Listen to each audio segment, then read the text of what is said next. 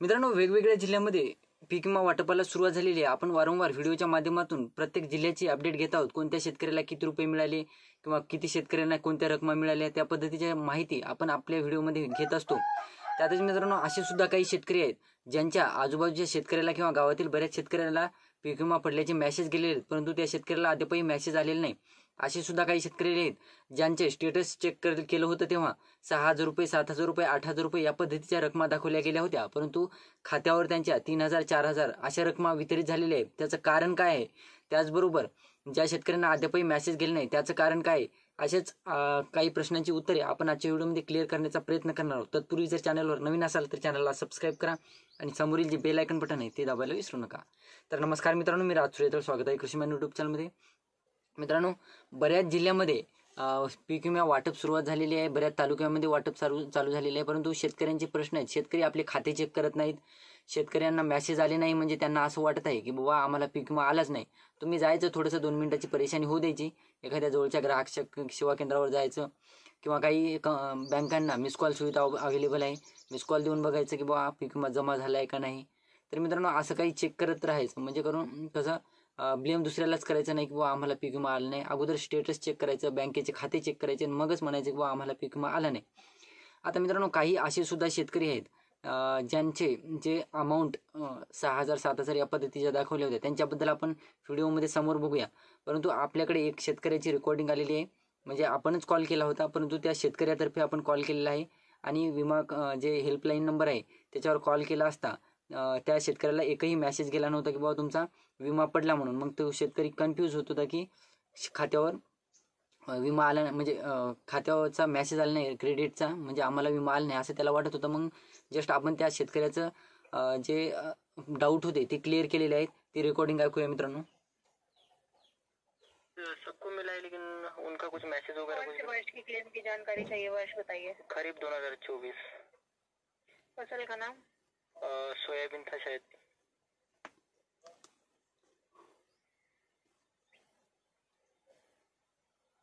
Mid term वाला एक तो प्राप्त हो चुका है आपको इंडिया पोस्ट पेमेंट बैंक में. मिला है क्या मैम? तो मैम इंडिया पोस्ट अमाउंट का तो मैसेज नहीं आया था, इसकी जानकारी चाहिए थी. चेक कर लीजिए, ठीक है. ये मिड टर्म वाला आपको मिला और यील्ड बेस्ड का और है, और उस पर अभी बीमा कंपनी ने कोई क्लेम नहीं बनाया है. तो ये जो मिला है यील्ड बेस वाला मिलेगा या नहीं मैम? ये यील्ड बेस में 0 क्लेम दिखा रहा है. 0 क्लेम का मतलब होता है बीमा कंपनी आपको दावेदार नहीं मानती, इस वजह से कोई क्लेम नहीं बनाया. पर अगर आप इससे संतुष्ट नहीं है इस जवाब से मेरे, तो मैं एक कंप्लेन दर्ज कर सकती हूँ आपकी, जैसा आप चाहें. तो मैम क्या करना पड़ेगा उसके लिए? अभी पॉलिसी नंबर तो मेरे पास नहीं है मैम. अरे फसल तो मुझे शो हो रही है ना, तो मैं कंप्लेन दर्ज कर सकती हूँ. हाँ, फिर कर दो ना मैम. या आपने कंप्लेन दर्ज भी तो कराई है. लास्ट आपने कंप्लेन दर्ज कराई थी 3 अप्रैल को. 3 अप्रैल को? हाँ मैम, उस टाइम तो मिला नहीं था ना. उस टाइम क्या हुआ था, कुछ भी मिड टर्म वाला भी काउंट नहीं हुआ था और यील्ड बेस वाला भी काउंट नहीं हुआ. ठीक है, मैं एक और कंप्लेन दर्ज करी हूँ, आप लाइन पे बने रहिएगा. जी मैम. तो मैम ये जो अमाउंट, तर ही होती छोटीशी रेकॉर्डिंग मित्रांनो. त्या शेतकऱ्याला एकही मेसेज गेला नव्हता, म्हणून आपल्याकडे ते शेतकरी आला होता की बाबा आम्हाला विमा कसं काय मिळाला नाही. बाकी शेतकऱ्याला तर आमच्या शेजारच्या शेतकऱ्याला मिळालेला आहे, आम्हाला अद्यापही मेसेज वगैरे आले नाही असं त्यांचं म्हणणं होतं. मग जस्ट आपण डायरेक्टली कंप्लेंट केली की बाबा विमा मिळालेला नाही, तर त्यांनी डायरेक्टली सांगितले की बाबा तुमची रक्कम इंडिया पोस्ट पेमेंट बँकमध्ये जमा झालेली आहे.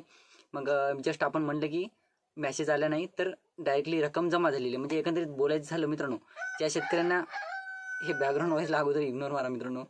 ज्या शेतकऱ्यांना पीक विमा जमा झाल्याचे मेसेज गेलेले नाहीत तरीसुद्धा त्यांनी आपले बँक खाते चेक करायचं आहे एक वेळेस, जेणेकरून कसं पीक विम्याच्या रकमा जरी बँकेत आलेली असते, तर काही बँकांचे जे मेसेज सर्व्हिस असते ती अवेलेबल नसते. मेसेज क्रेडिटेडचे काही जणांना मेसेज येत नसतात. तसं ज्या शेतकऱ्याचं झालं होतं मित्रांनो, त्यांना क्रेडिटेडचे मेसेज आला नाही, म्हणून त्यांना वाटलं की बाबा आम्हाला पीक विमा आला नाही. हा राहिला प्रश्न. त्यानंतर मित्रांनो, त्या कंपनी जे आपण एजंटला बोललो आपण की त्यांचं म्हणणं आहे की यील्ड बेस 0 दाखवत आहे.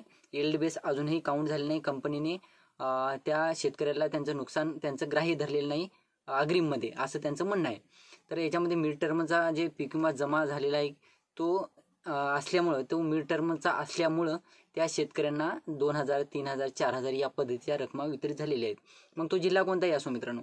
आता जिल्हावाईज काही शेतकऱ्यांचं मिड टर्ममध्ये, काही लोकलाइज्ड, त्यानंतर काही शेतकऱ्यांचं स्थानिक नैसर्गिक आपत्ती या पद्धतीचे जे नुकसानीप्रमाणे त्यांचं जे पीक विमे काउंट झालेले आहे ते वेगळी बाजू राहिली मित्रांनो.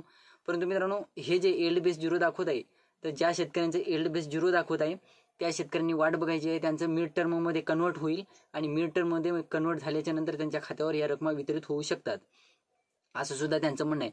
आणि आपण जरी आता या शेतकऱ्याची कंप्लेंट त्यांच्याकडे केलेली असली, यांचं काहीही नसतं मित्रांनो. हे जस्ट कंप्लेंट करून टाकतात. सगळा जे हातात ज्यांच्या असतं ती म्हणजे विमा कंपनी, यांनी जरी कंप्लेंट केलेली असेल तरी विमा कंपनींना आपल्याला जे नुकसान आहे ते ग्राह्य धरलं तरच आपल्याला यानंतर परत एकदा सांगतो, असे सुद्धा काही शेतकरी आहेत ज्यांचे प्रश्न आहेत, बुवा आम्हाला एवढा पीक विमा मिळालेला आहे, यानंतर सुद्धा आम्हाला पीक विमा मिळेल का? तर मित्रांनो हेच झालेलं आहे या शेतकऱ्यासुद्धा.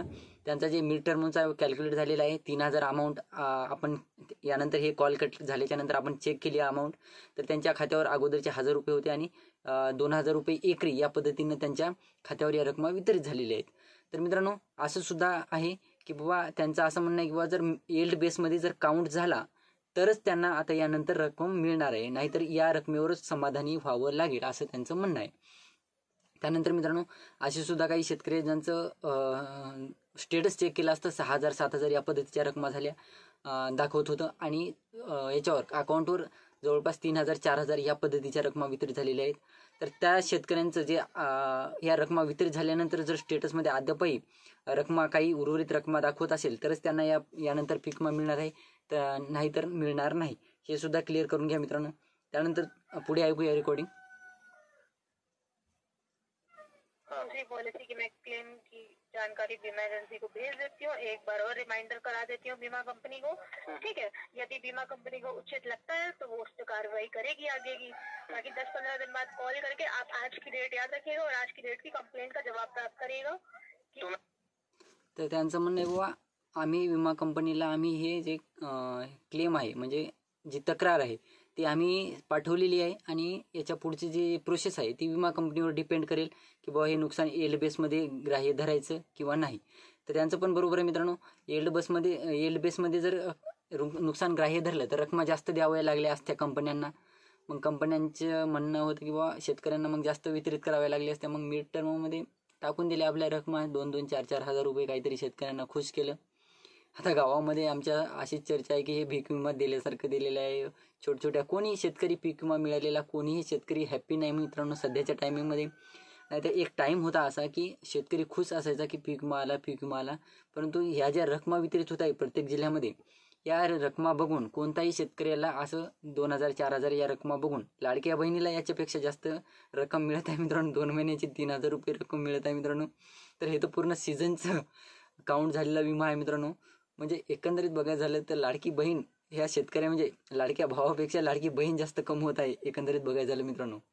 तर दिवस रात्र शेतकरी काम करतोय शेतामध्ये आणि त्यांना मिळत आहे 2000 रुपये 3000 रुपये या पद्धतीच्या रकमा. आणि लाडकी बहीण जस्ट फॉर्म भरलेला आहे, काही हालचाली करायची गरज नाही, काही नाही. त्यांना 3000 4000 6000 अशा पद्धतीच्या 6500 7500 या पद्धतीच्या रकमा एकदाच वितरित झालेल्या आहेत मित्रांनो लाडक्या बहिणींना. हे आहे आपलं सरकार, राज्य सरकार. ही होती छोटीशी माहिती. व्हिडिओ आवडला असेल तर लाईक करा, चॅनलला सबस्क्राईब करा, जास्तीत जास्त शेतकऱ्यांपर्यंत पोहोचवण्याचा प्रयत्न करा. धन्यवाद.